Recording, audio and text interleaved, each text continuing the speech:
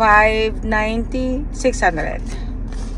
5, 10, 15, 20, 620, 625, 630, 635, 36, 37, 38, 39, 639. Ayun. $639. $639. Yan. Pang allowance ko to, pang lakwatch ako, pangkain ko, pang Domino's Pizza, pang chicken, pang kung ano, pang liwaliw, yun. Pero pinamimigay ko yung iba.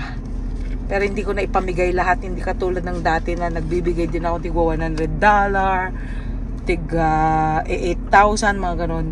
Yung 8,000 ipapamigay ko na lang doon sa cute na bata.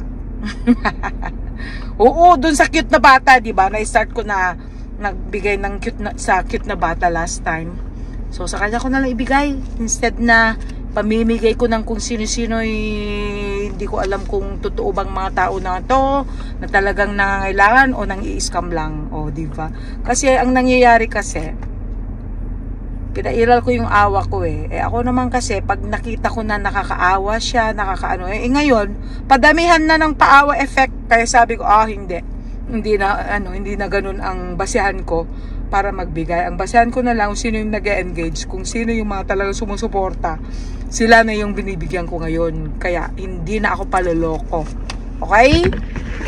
So 600, kalimutan ko na. Magkano ba yun?